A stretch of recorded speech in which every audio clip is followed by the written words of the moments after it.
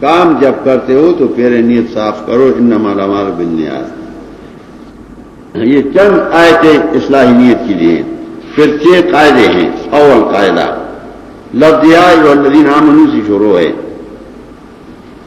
اور یہ 6 قاعدے بتلاتے ہیں.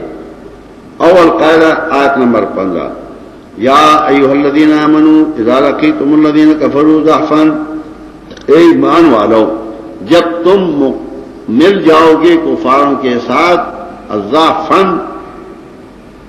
امبوہ میں مل کے جماعت میں، فلا تولوہم الادبار ومن یولہم یومئذ دبرہ، اور جس نے پیٹ پھیر دی کافروں کی طرف،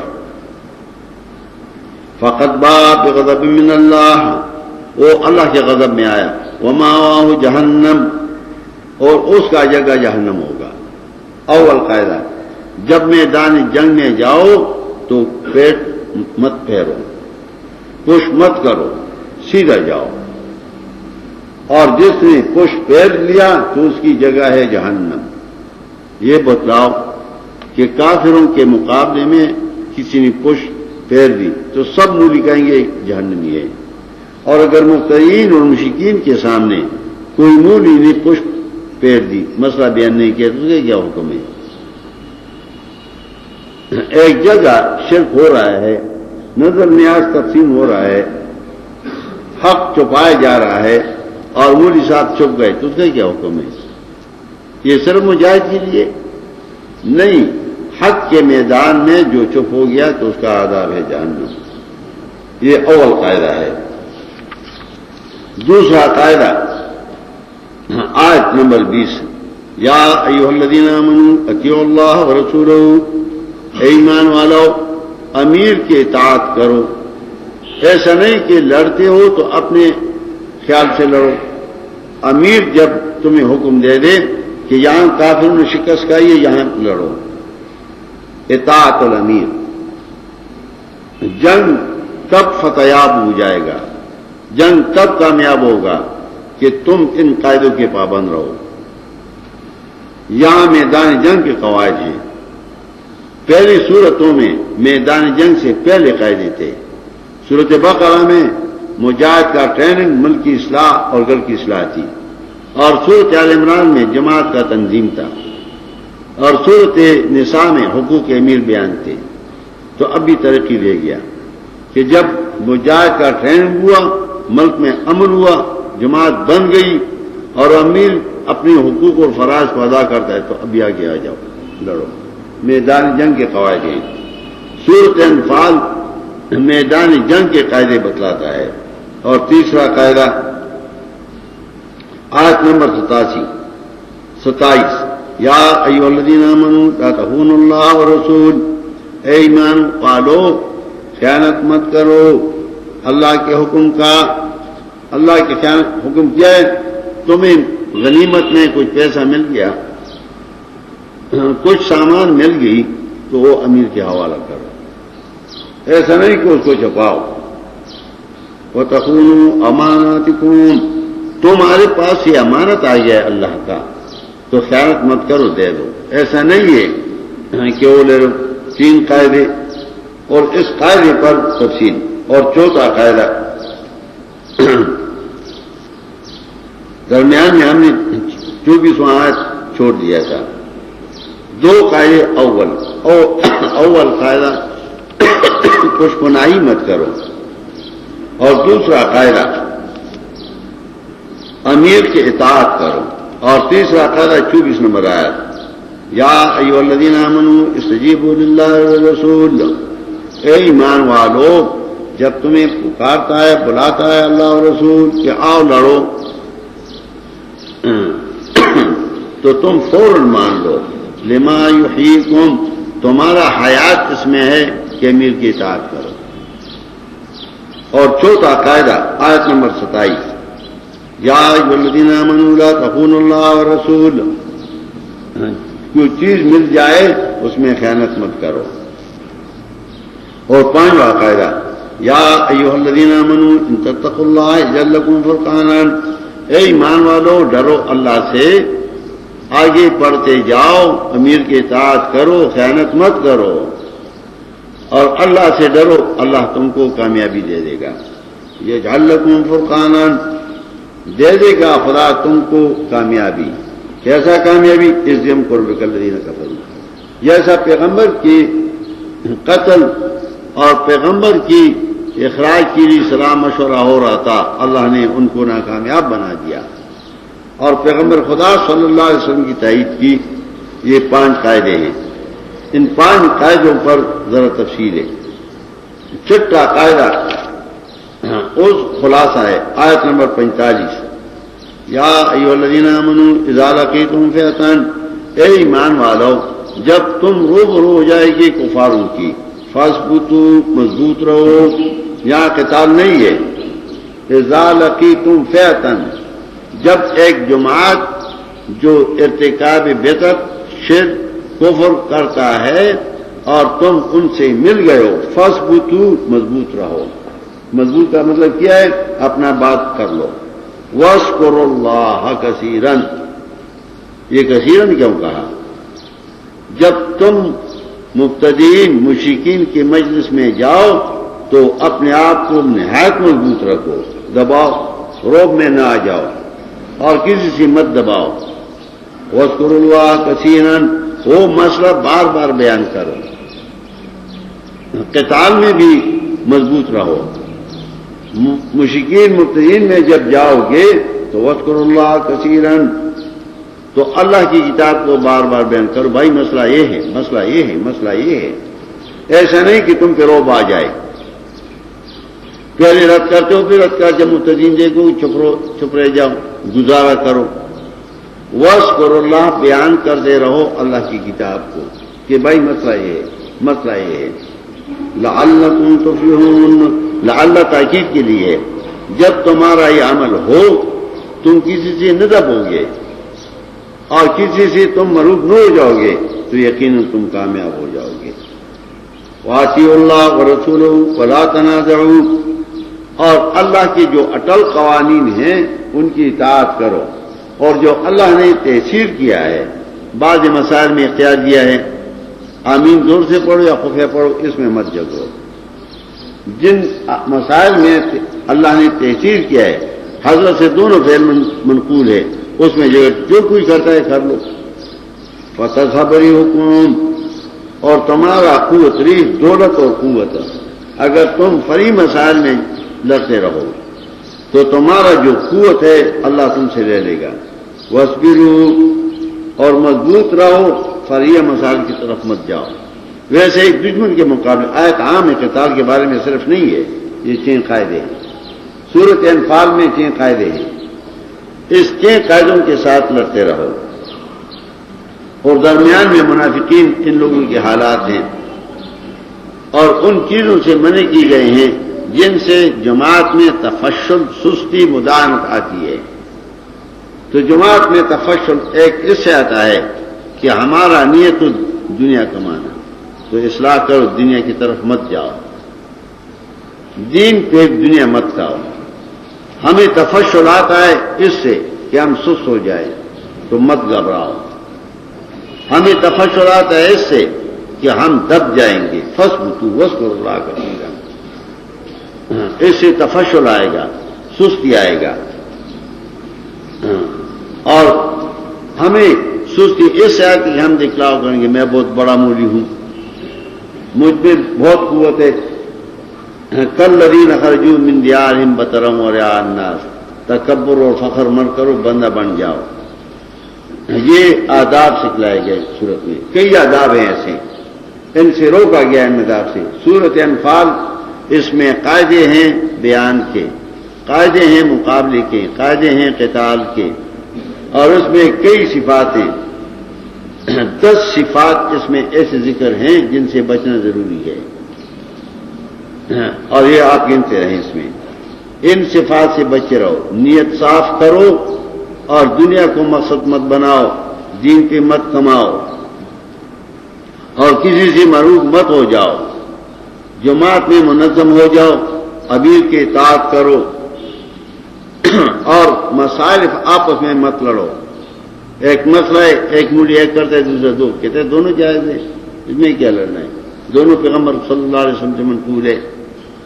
اور جو بات کرتے ہو تو اپنے آپ کو مت بڑھاؤ، کہتے ہو میں عاجز بندہ ہوں، یہ اللہ کا قانون بتلاتا ہوں.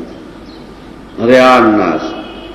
اور منافقوں جیسا مت ہو جاؤ کہ دل میں تمہارا اور ہے تکبر اور بڑائی ہے، اور دشمن کو دیکھ لے تو پیچھے ہٹ گیا. تو 10 صفات لائے ہیں کہ اسے بچ جاؤ، اور 6 قاعدے بل لائے ہیں کہ ان قاعدے کے ساتھ لڑو. جب قاعدے بتلائے گئے اور حکم قتال کا ہوا تو دوسرا صورت لایا گیا، صورت توبہ. صورت توبہ میں لوگوں کی تقسیم کہ لڑتے ہو تو لوگوں کو پہچان لو. بعض ہیں لڑنے کے لیے ہیں کہ ان کو مار دو، بعض ہیں کہ وہ مارنے کے لیے نہیں ہے، وہ صرف بیان کے لیے ہیں.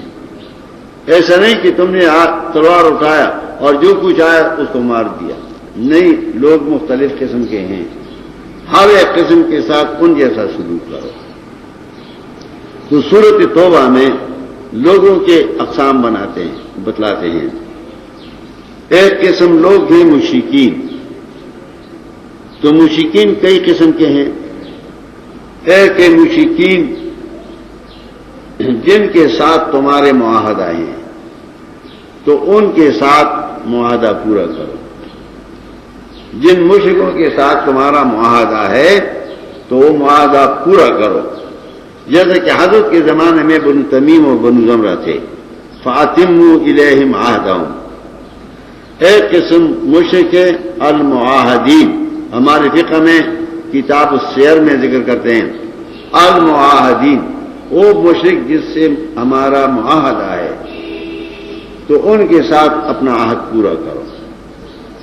اور دوسرا قسم ہے وہ مشرکین جو معاہدین نہیں ہے تو ان کو اعلان دے دو کہ تیار ہو جاؤ جنگ کے لیے، ہمارا تمہارا کسی قسم کا واسطہ نہیں ہے.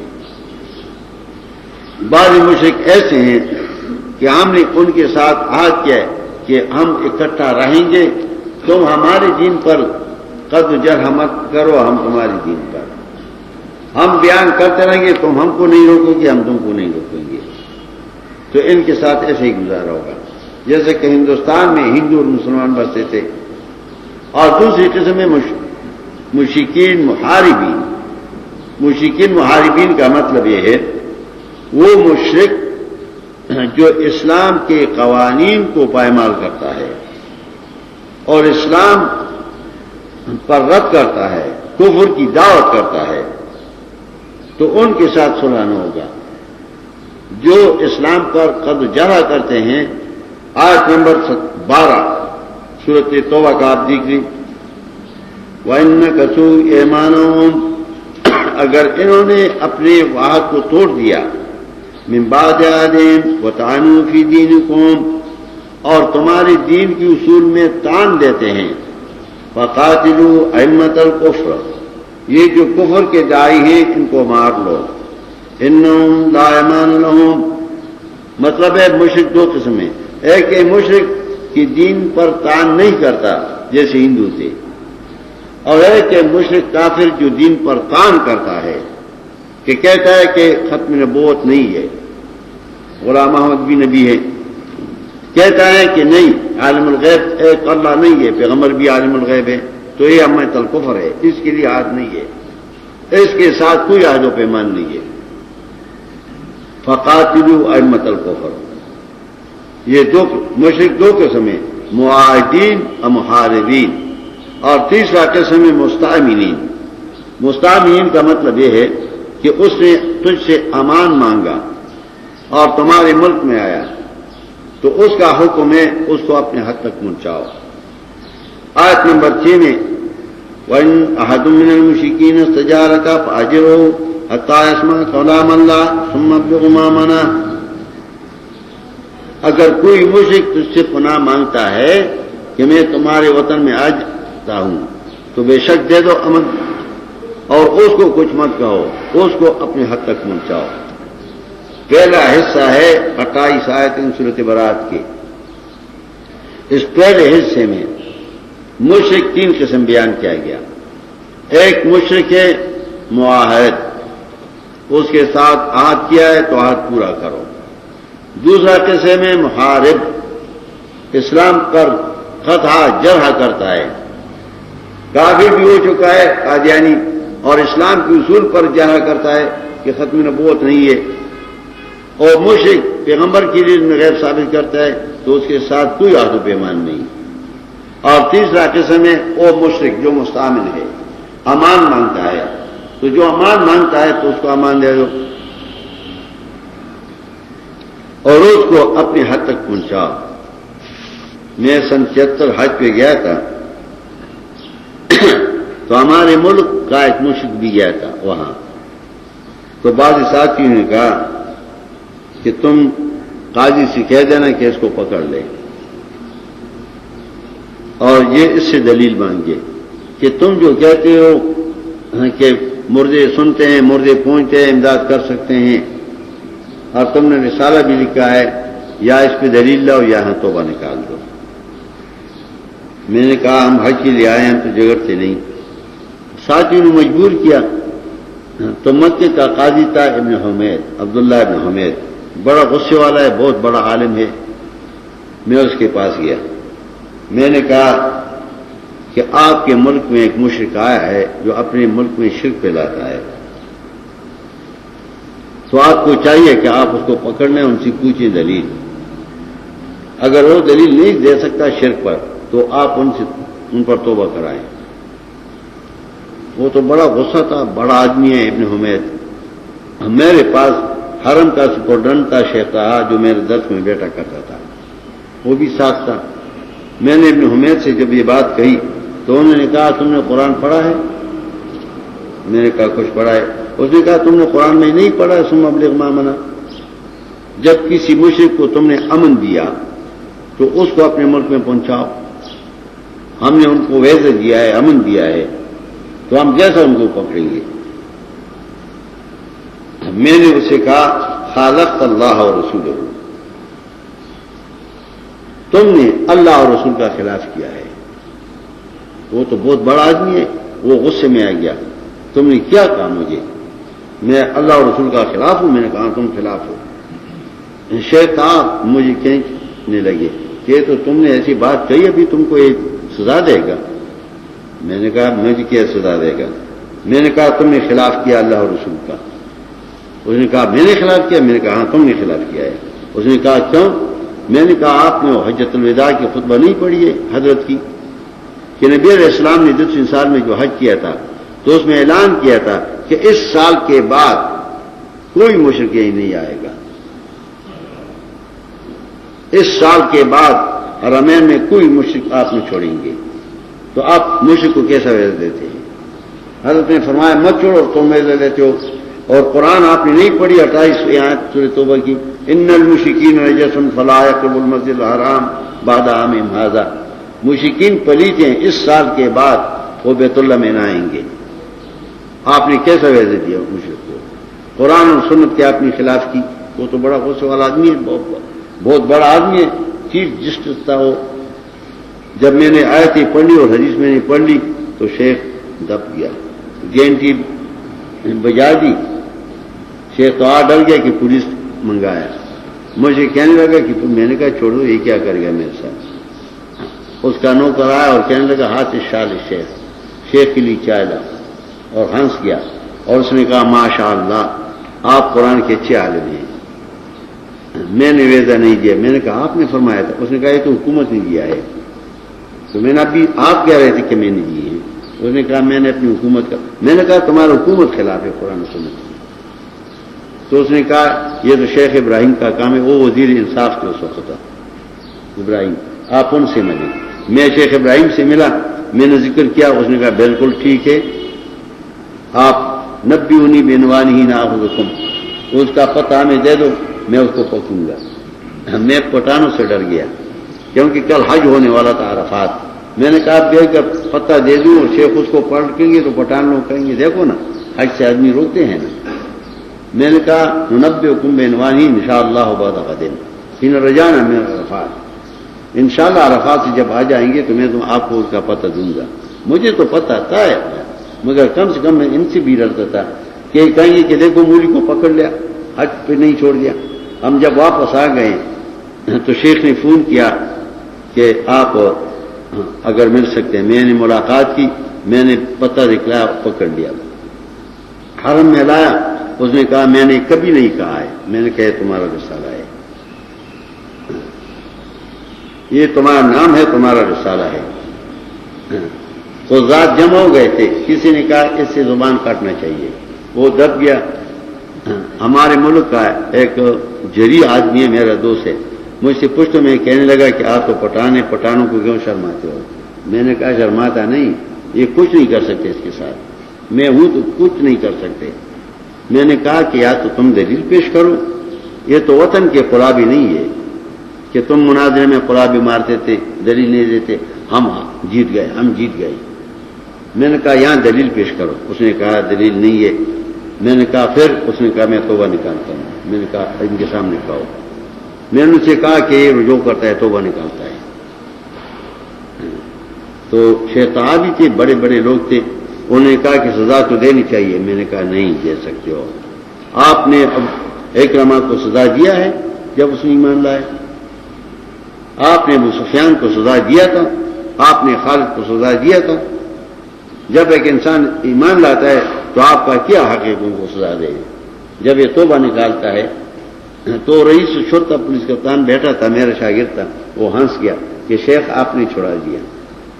میں نے ان سے کہا اب بھی وہ بے ایمان کہتے ہیں میں نے نہ مناظرہ کیا ہے نہ میں ہار گیا ہوں۔ شیخ کو کسی نے لکھا تو اس کا خط یہ ہمارے البصائر جو قطر والے نے شائع کیا ہے اس میں وہ فتویٰ بھی موجود ہے شیخ بہار کا کہ مناظرہ میرے سامنے ہوا تھا اور شیخ موجود تھا، میرا نام لیا ہے، اور ایک ملا تھا مقتدی مشرک وہ بھی موجود تھا، اور شیخ نے دلائل دی اور شیخ کے سامنے اس نے اقرار کی، توبہ کی۔ میں نے ایسے پڑھ لی کہ مشرکوں کیوں ویزے دیتے ہو؟ آج کل ویزے دیتے ہیں، شیعوں کو بھی دیتے ہیں، مشرکین بریلویوں کو بھی دیتے ہیں۔ میرا دل چاہتا ہے کہ میں ان سے پھر کہوں کہ ان بریلویوں کے ویزے منسوخ کریں، جیسا کہ آپ لوگوں نے بریلویوں کی کتابیں منسوخ کی۔ پھر دل میں آتا ہے کہ ایسا نہ ہو کہ بعضی مسلمانوں خدا مجھے پکڑے کہ عام لوگوں کو تم نے روک لیا۔ ان المشرکین نجس، قرآن ایک باب لاتا ہے، اس باب میں مشرکین کی تقسیم کی 28 آیاتوں میں کہ مشرکین 3 قسم کے ہیں۔ سورت کا مقصد وہی ہے قتال، اس واسطے 29 آیت میں اصل مسئلہ لایا، قاتل الذین لا یؤمنون باللہ ولا بالیوم الآخر، لڑتے رہو ان لوگوں کے ساتھ۔ قتال مانے لڑنا، لڑنا تلوار کے ساتھ ہے، لڑنا بیان کے ساتھ ہے۔ لڑتے رہو ان لوگوں کے ساتھ جو ایمان نہیں لاتے اللہ کی کتاب پر اور نہیں مانتے آخرت، ولا یحرمون ما حرم اللہ ورسولہ، اور حرام نہیں کرتے ہیں ان چیزوں کو جو اللہ اور رسول نے حرام کی ہیں، ان سے لڑتے رہو، نہیں ان کو چونتے رہو، ان کو ووٹ دیتے رہو۔ مولوی لوگ یہاں نظر نیاز غیر اللہ کی تقسیم کرتے تھے، جب برسر اقتدار آئے تو قرآن فرماتا ہے ان سے لڑتے رہو، یہ نظر نیاز غیر اللہ کی تقسیم کرتے ہیں، اور جائز بات ان کے ساتھ لڑتے رہو، اور یہ لوگ کہتے ہیں ان کو ووٹ دیتے رہو، ان کو امام مقتدی بناتے رہو، ولا یدینون دین الحق، اور وہ پورا دین نہیں بتلاتے ہیں۔ من الذین اوتوا الکتاب، اوتوا الکتاب عام ہے، یہ ان لوگوں سے ہیں جن کے پاس علم بھی ہے، اوتوا الکتاب عام ہے، یہ نہیں کہ اوتوا الکتاب آیا تو اس سے صرف مراد اہل کتاب ہو گئے۔ اوتوا الکتاب عام معنی کبھی کبھی کیا جاتا ہے، یہ جو حرام کو حلال بتلاتے ہیں اور حلال کو حرام بتلاتے ہیں، یہ اکثر مولوی لوگ کرتے ہیں۔ حتیٰ یعطوا الجزیۃ عن ید، یہاں تک کہ یہ مان لے کہ ہم کافر ہیں اور ہم اسلامی ملک میں بسنے میں ٹیکس دے دیں گے. ہم مسلمان نہیں ہیں, ہم ان ملک میں رہیں گے اور ٹیکس دے دیں گے, ذلیل ہو کے خوار ہو کے رہیں گے. ہم لائق نہیں امامت کے, اقتدار کے. حتیٰ یؤتوا الجزیۃ عن یدٍ, جب یہ حرام کو حرام نہیں کہتے تھے تو ان کو مارتے رہو یہاں تک کہ ٹیکس دے دیں گے. عن یدٍ وہم صاغرون, اور اپنے آپ کو یہ ذلیل سمجھے. یہ آیت کا قیمت ہے. سورۃ مدثر آیت نمبر 31 آپ پڑھ لیجیے. وما جعلنا اصحاب النار الا ملائکۃ وما جعلنا عدتهم الا فتنة للذین کفروا لیستیقن الذین, تاکہ یقین کریں گے وہ لوگ اوتوا الکتاب جن کو کتاب دیا گیا ہے. اس سے مراد یہود ہے کہ نام مومنین ہے. والمؤمنون, اور وہ لوگ جن میں صرف ایمان ہے ان میں علم نہیں ہے. وہاں کیا مطلب ہے اس کا؟ اس کا مطلب ہے کہ میں نے کتاب اتار دی, یہود اس پہ یقین کرے اور امت محمدیہ اس پہ یقین نہ کرے. وہ تو کتاب عام معنی مراد ہے. لیستیقن الذین اوتوا الکتاب, تاکہ یقین کریں ہمارے حکم پر سمجھنے والے, جاننے والے اور ماننے والے. تو اوتوا الکتاب عام ہے, یہاں بھی اوتوا الکتاب عام ہے, یہ نہیں کہ خاص ہے. من الذین اوتوا الکتاب, جو اپنے آپ کو مولی کہتے ہیں اور حرام کو حرام نہیں کہتے ہیں. حتیٰ یؤتوا الجزیۃ عن یدٍ وہم صاغرون. 29 آیتوں میں مشرکین کی 3 قسم ختم ہو گئے.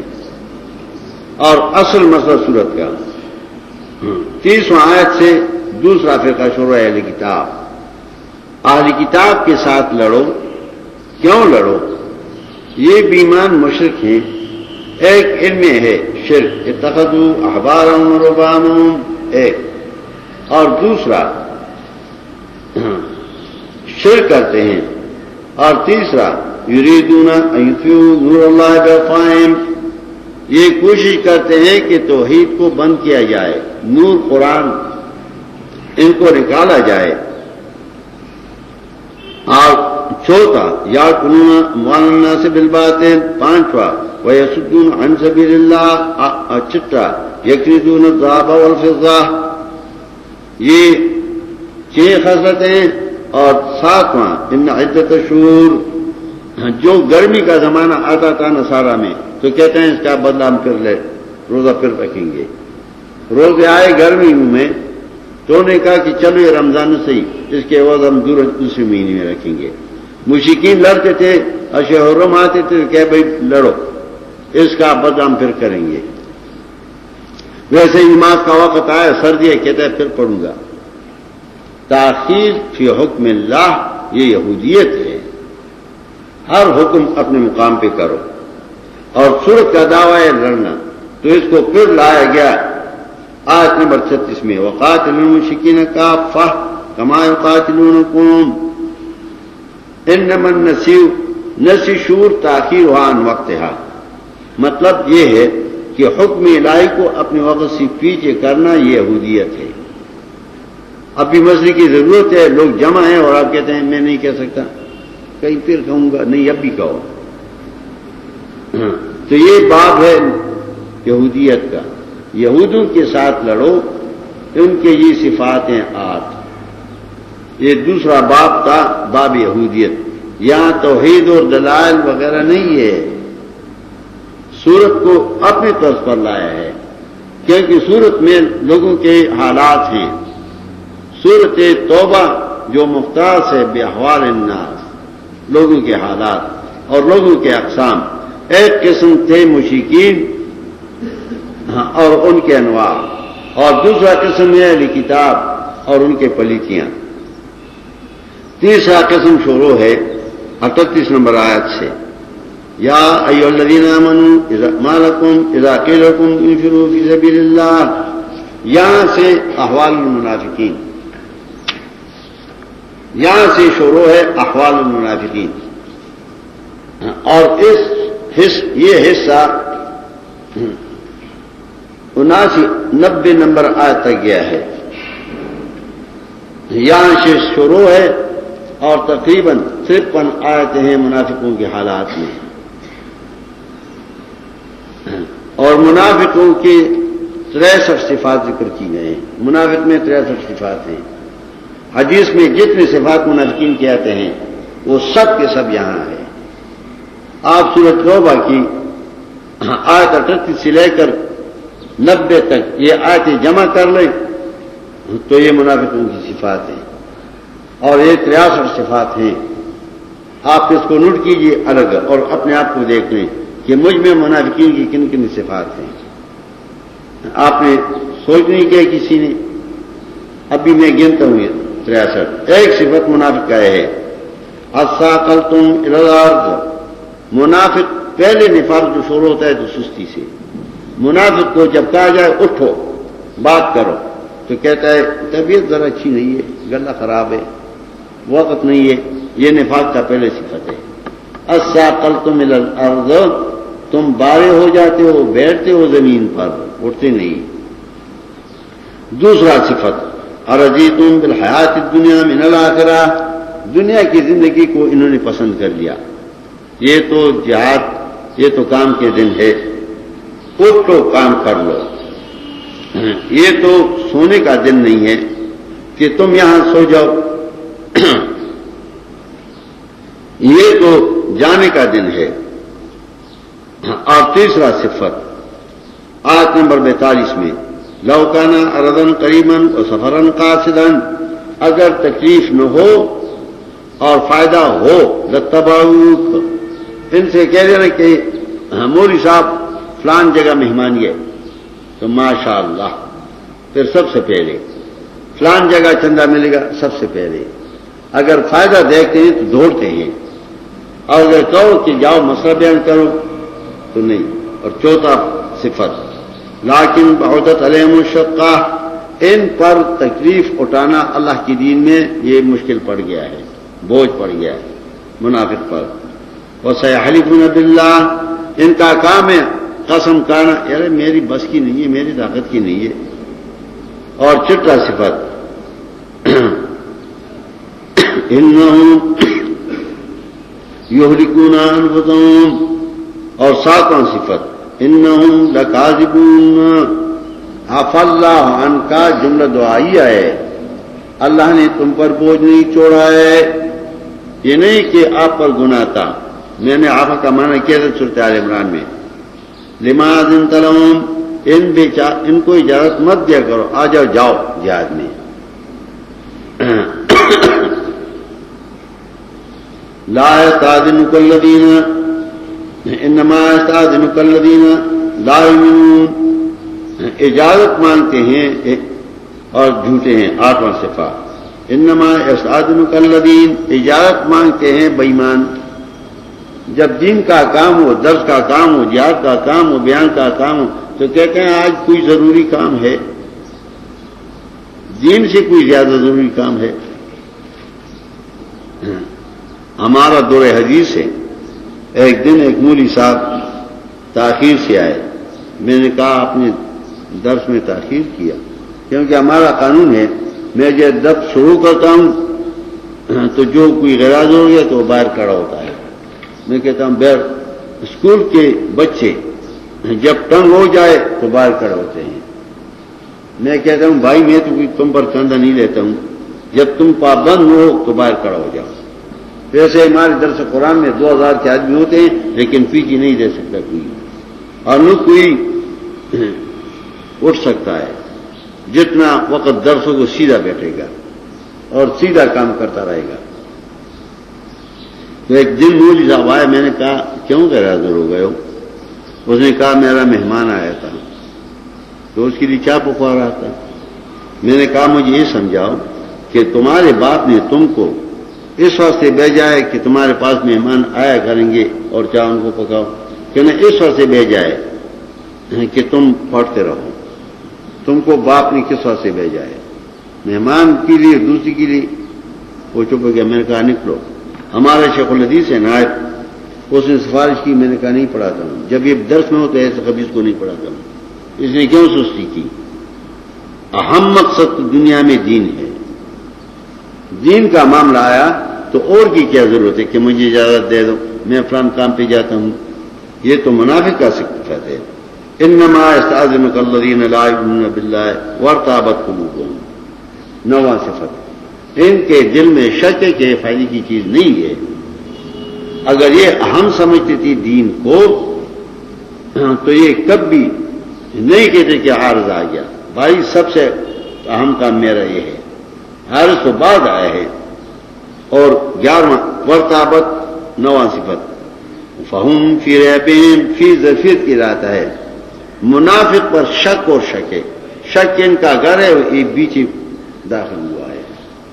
منافق کبھی مطمئن نہیں ہوتا ہے اور نہ اس کا کوئی پروگرام ہوتا ہے کہ میں سویر اٹھوں گا یہ پروگرام ہوگا. منافق ہمیشہ ہی مذبذب رہے گا. اس کا کوئی عاد نہیں پیمان نہیں ہے. لو ارادوا الخروج لأعدوا له عدة. اگر ان کا دین کا مقصد تھا اور جہاد کا مقصد تھا تو اس کے لیے سامان بناتے تھے تیار کر دیتے. 11واں صفت فثبتہم بیٹھنا دین سے. 12واں صفت ما زادوکم الا خبالا. مومن جب آ جائے تو کہتے ہیں یار بھائی کام ہے طبیعت خراب ہے. 13واں صفت لا اغزوا خلالکم. درمیان میں فساد کی باتیں کرتے ہیں شرک کی. یبغونکم الفتنۃ. 14واں صفت وفیکم سماعون لہم. یہاں سے باتیں لے جاتے ہیں مشرکین کو کہا کرتے ہیں جاسوس ہیں. لقد ابتغوا الفتنة من قبل. 16واں صفت وقلبوا لك الامور. اس انتظار میں ہے کہ یہ جماعت کب بگڑ جائے گی خراب ہو جائے گی. وهم کارہون. اور جب یہ دیکھتے ہیں کہ پھر درس شروع ہوا پھر جماعت بن گئی پھر جہاد شروع ہو گیا تو اس کو برا مانتے ہیں. ومنهم من يقول ذنبي ولا تفتني. ذرا میں بیمار ہوں بیٹھ سکتا نہیں ہوں میں جہاد کر سکتا نہیں ہوں. اپنے آپ کو معذور سمجھتے ہیں. دین کے کام میں معذور سمجھنا یہ بھی ایک نفاق ہے بیماری ہے. وَإِن تُصِبْ حَسَنَةٌ تَسُؤْهُمْ. مومنوں کی ترقی پر یہ برا مانتے ہیں. یہ بھی ایک صفت ہے. وَهُمْ فَرِحُونَ. اور مومنوں پر تکلیف آ جائے تو یہ خوش ہے اچھا ہو گیا. ان کے ساتھ ایسا ہونا چاہیے. فَتَرَبَّصُوا إِنَّا مَعَكُمْ مُتَرَبِّصُونَ. قُلْ أَنفِقُوا طَوْعًا. أَنفِقُوا امر ہے بمعنی اخبار. جیسا الحمدللہ خبریہ ہے بمعنی انشاء احمد اللہ. انفقوا معنی میں انفاق. قل انفاقکم سواء کان بالطوع و بالکر لا يتقبل منکم. ان سے کہہ دینا بے ایمان تم خرچ اگر خوشی سے کرتے ہو یا مجبور کرتے ہو اللہ اس کو قبول نہیں کرتا جب تمہارے دل میں نفاق ہے. منافقوں کے اعمال قبول نہیں. 22 الا انہم کفروا باللہ ان کنتم قوما فاسقین. 23 الا انہم کفروا باللہ. 24 ولا یأتون الصلاۃ الا وهم کسالى. 25 منافق کا کام ہے کہ دین کام کے کام میں سب سے پیچھے آئے گا اور سست آئے گا. دنیا کا کام ہو تو سب سے پہلے چھلانگ مارے گا اور دین کا کام ہو تو سست آئے گا. زمین جنبد نہ جنبد نہ جنبد گل محمد. فلا توجب کا جب اتنی پلیت ہے تو خدا نے ان کو مال کیوں دیا؟ یہ تو ایسا دیا کہ ذلیل ہو جائیں. وَيَحْلِفُونَ بِاللَّهِ. 25واں صفت. 28واں وَلَكِنَّهُمْ قَوْمٌ يَفْرَقُونَ.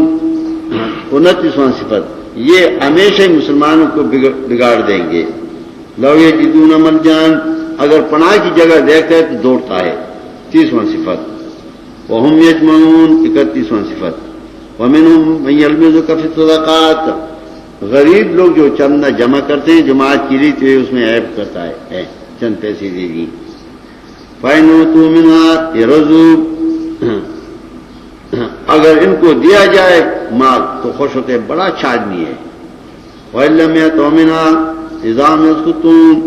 33-34واں صفت انما الصدقات. صدقات ان کے لیے ہیں. امام ابو یوسف کو ہارون نے خط لکھا تھا کہ مجھے مصارف بتلاؤ. میرے پاس زکوٰۃ ہیں خیرات ہیں صدقے ہیں مصارف بتلاؤ. امام ابو یوسف رحمۃ اللہ علیہ نے اس خط کے جواب میں وہ مشہور کتاب لکھی ہے کتاب الاموال. اس کے اول میں امیر المومنین کے وہ نصیحت ہے، یا امیر المومنین یاد کر اس وقت کو کہ اپنے رب کے پاس کھڑے ہو جاؤ گے اور تم سے حساب پوچھے گا، کہاں سے کمایا تھا وہ ہے نما صرفتا اور مال کہاں لگاتا، اور تمہیں حساب. پہلے حضرت امام یوسف کی تقریر ہے، اس کے بعد مصارف ہیں. اس کتاب کے صفحہ 222 میں لکھا ہے کہ تمہارے پاس جو زکوٰۃ ہیں تو اس زکوٰۃ کو ان مصارف پر تقسیم کرو. وَلَا تُؤْتِ مِنْهُ لِلْقُضَّاةِ، اور قاضیوں کو ان سے تنخواہ مت دیا کرو، زکوٰۃ سے نہیں لگتا. یہ مال مساکین کے لیے ہیں جو زکوٰۃ کے اموال ہیں، اور قضات کو ان میں سے تنخواہ مت دیا کرو. الا لعاملی صدقۃ، مگر جو مقرر ہیں کہ زکوٰۃ جمع کرتے ہیں وہ لے سکتا ہے. والعاملین علیہا قرآن ہے. اور جو عاملین نہیں ہے، متمول ہیں، قضات ہیں، مدرسین ہے، تو لا تأتِ منہم، خبردار ان سے مت کرو. آج کل مولویوں سے پوچھو تم حنفی ہو؟ امام ابو یوسف کی جو کتاب ہے ہمارے ملک میں ممبر بن گئے تھے. میں نے ایک دن ایک سے پوچھا کہ آپ کس عہدے پر ہیں؟ اس نے کہا میں چیئرمین ہوں. میں نے کہا کہاں گئے تھے؟ اس نے کہا مردان میں اجتماع کی جماعت کی. میں نے کہا کیا کہہ رہا تھا؟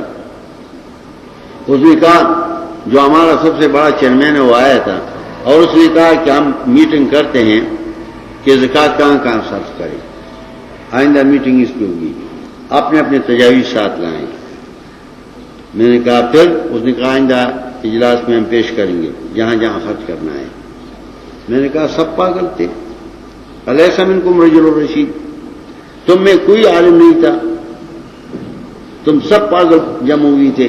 اس نے کہا وہ کیسا؟ میں نے کہا 1200 سال ہارون کے ہو گئے ہیں، اور 1200 سال قبل تمام دنیا کے چیف جسٹس قاضی ابو یوسف نے اس بارے میں کتاب لکھا ہے کتاب الاموال، اور اس میں مصارف بتلائے گئے ہیں. تم میں کوئی عالم نہیں تھا کہ وہ کہہ دے کتاب الاموال ہمارے پاس ہے، قاضی ابو یوسف نے لکھا ہے، اور تمام امت نے اس کو پر اتفاق کیا ہے. اس نے کہا ہے سجدہ؟ میں کہا ہے. میں نے کہا چیئرمین سے کہو تم نے سب پاگل کو اکٹھے کی ہے، وہ جانتے نہیں ہیں. تو قاضی ابو یوسف کی کتاب پڑھ لیجئے، تقریباً 250 صفحے کتاب ہے اس کی، اس مسئلے پر لکھا ہے. ابو عبید القاسم نے سلام نے بھی کتاب الاموال لکھی ہے اس مسئلے پر. میں نے کئی تصانیف دکھلائے. میں نے کہا ملک پاگل کا ہے. صدر صاحب بھی شورا میں سب کو پاگل لاتے ہیں، کوئی نہیں کہتا کہ اس کی کیا ضرورت ہے. ہمارے پاس لکھا ہوا ضابطہ ہے ہر فن کا، ہم پیش کرتے ہیں، اس کو آپ پرزی کیجئے اور اس کے دفعات کو نازل بیان کیجئے. کوئی ہے نہیں ملک میں پاس. اگر ہم کچھ کہیں تو کہتے ہیں کہ دیکھو کسی کو مولی نہیں سمجھتا. ہم پر یہ الزام ہے. مصیبت اس ملک کا ہے. عجب ردیدم درین بادشاہی کے للو و پنجو ہماشد سے پائی. پاگلوں کا دور ہے، انسان کچھ کہہ سکتا نہیں. تو اس انما الصدقات قرآن میں ذکر ہے. کیا حق ہے کہ زکوٰۃ کے اموال تنخواہوں میں دیا جائے؟ کوئی زکوٰۃ ہو سکتا ہے اس ملک میں؟ وَمِنْهُمْ يُؤْذُونَ النَّبِيَّ 35واں صفت پیغمبر کے خلاف کرتے ہیں. وَالَّذِينَ يُؤْذُونَ رَسُولَ اللَّهِ ہمیشہ ہے مومنوں کے خلاف ہے. يَحْلِفُونَ بِاللَّهِ لَكُمْ يَرْضُوكُمْ ہمیشہ قسم سے اپنے آپ کی صفائی کرتے ہیں. يَحْذَرُ الْمُنَافِقِينَ 37واں صفت قُلِ اسْتَهْزِئُوا استہزاء کرتے ہیں. اور اگر ان سے پوچھے کہ تم کیا بکتے تھے؟ لَيَقُولُنَّ إِنَّمَا كُنَّا نَخُوضُ وَنَلْعَبُ ہم تو گپ شپ کرتے تھے، ہم تو گپ شپ کرتے. آج کل بھی بیکار بیٹھے ہیں. حدیث میں آتا ہے اللہ نے تمہیں ناپسند کیا ہے 3 چیزیں. کُرِہَ لَكُمْ قِیلٌ وَقَالٌ گپ شپ مارنا مکروہ ہے. یا حق بیان کرو یا اللہ کی دین میں سوچو، یا آرام کرو یا اپنا کسب کرو. گپ شپ کیا معنی ہے. کُرِہَ لَكُمْ قِیلٌ وَقَالٌ وَإِضَاعَةُ المال، اور اپنے مال کو ضائع مت کرو. کیوں تکلف کرتے ہو؟ اتنا پیو جو ضرورت ہو، اتنا کھاؤ جو ضرورت ہو. کُرِهَ لَكُمْ قِيلٌ وَقَالٌ وَإِضَاعَةُ المال. زبان فضول خرچ کرنا اور مال فضول خرچ کرنا، اس لیے آپ نے دسترخوان پر دو چیزیں نہیں کھائی. خامخواہ تکلف کرتے ہو. کان اصحاب رسول اللہ صلی اللہ علیہ وسلم اقل الناس تکلفا، اصحاب نہایت بے تکلف تھے. حضرت ابن مسعود مدینے سے نکل گئے، حج پہ جا رہے تھے تو شاگرد پیچھے تھے، ہجوم تھی. ابن مسعود کھڑے ہو گئے اور فرمانے لگے قوموا عنی، کھڑے ہو جاؤ. فإنها ذلة للتابع وفتنة للمتبوع. تمہارا جانا میری پیچھے تمہارے لیے ذلت ہے اور میرے لیے یہ فتنہ ہے.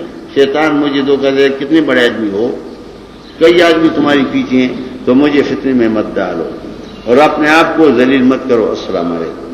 سب کھڑے ہو گئے. آج کل استقبال ہے، بڑے بڑے استقبال ہیں اور استقبال ہوتے ہیں اور ہجوم ہے.